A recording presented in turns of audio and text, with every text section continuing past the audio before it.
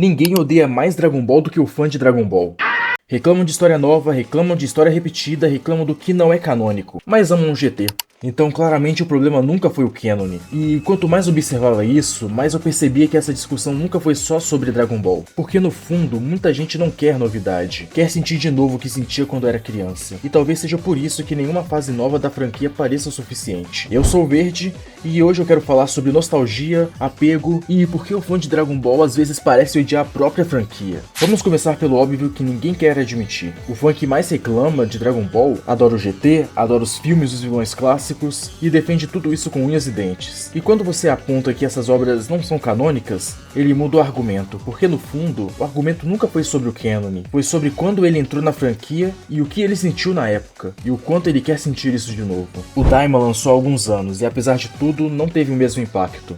Não porque é ruim, mas porque nada vai bater igual. Porque ele não tem mais 10 anos assistindo Dragon Ball de novo na Cartoon. Pra essa galera, Dragon Ball não é uma franquia. É uma memória afetiva, e quando algo novo aparece e não reproduz a mesma sensação, a culpa vai toda pra franquia. Porque admitir que o problema é o tempo, que a infância foi embora e não volta, é muito mais difícil do que reclamar do roteiro. E isso não é uma crítica, é um padrão humano. Tinha um filósofo chamado Zygmunt Bauman que falava muito sobre nostalgia. Ele dizia uma coisa simples: a gente não lembra do passado do jeito que ele foi. A gente lembra do jeito que queria que ele tivesse sido. A nostalgia não é memória, é edição.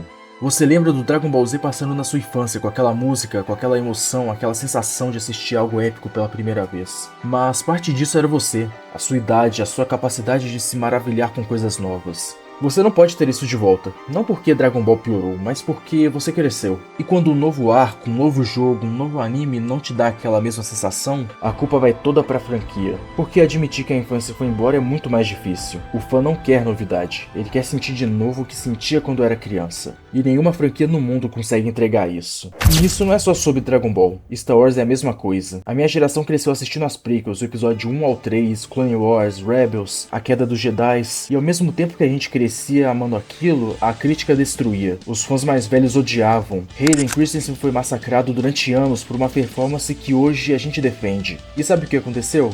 A gente cresceu, e aí conseguimos manifestar esse amor em voz alta. As prequels são reabilitadas hoje e o Hayden voltou em Ahsoka e o mundo inteiro ficou feliz com ele de novo. E o mesmo vai acontecer com quem cresceu com Dragon Ball Super. Hoje tem gente que detona, mas tem uma geração inteira que vai crescer defendendo Bills, Goku Black, o Torneio do Poder, com a mesma intensidade que a geração anterior defendia a saga Frieza. O tempo muda a relação com a obra sempre. Só que Dragon Ball tem um detalhe específico que torna esse comportamento ainda mais interessante. A própria franquia já respondeu isso e a resposta veio de um lugar que poucos esperavam. Em Dragon Ball Heroes, que é um jogo de arcade, tem uma vilã chamada Eos. O objetivo dela é simples: apagar todas as linhas do tempo consideradas desnecessárias. Histórias alternativas, universos paralelos, realidades que fogem da linha principal. Ela quer eliminar tudo isso e manter apenas uma única história, pura, canônica e sem ramificações. Se você é fã de Dragon Ball e nunca ouviu falar do Heroes, acabou de conhecer uma versão fictícia do fã reclamão, e ela é derrotada. Os patrulheiros do tempo enfrentam Eos, defendendo que cada linha temporal tem seu valor, que as memórias, as lutas, os sentimentos daquela história são reais, mesmo que não sejam canônicas, e os erros e os desvios da história original geram evolução. A própria franquia colocou a mentalidade do fã purista como vilã, e isso não foi por acaso. Dragon Ball Heroes existe fora do canon, mas de certo modo respeita profundamente tudo o que foi estabelecido. Xenoverse, Heroes,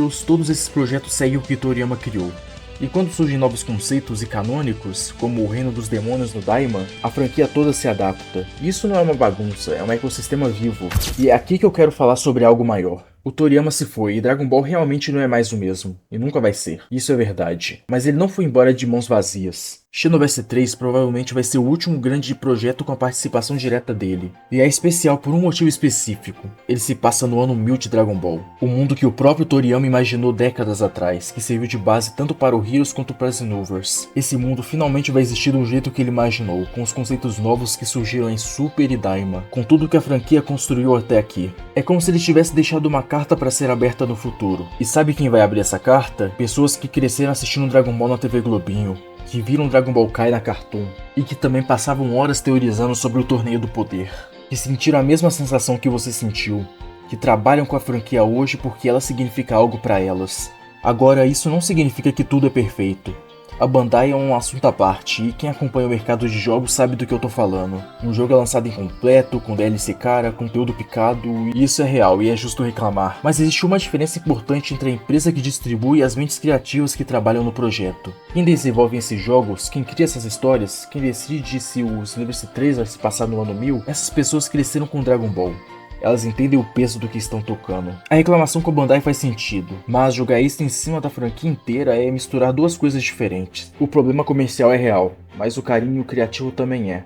Mas voltando ao começo, ninguém odeia mais Dragon Ball do que o fã de Dragon Ball. Mas talvez o que pareça ódio seja só saudade mal resolvida. Saudade de uma época, de uma sensação, de uma versão de você mesmo que assistia aquilo pela primeira vez e não sabia o que ia acontecer a seguir. Aquela sensação não volta. Nenhuma franquia no mundo devolve isso. Mas Dragon Ball ainda tá aí.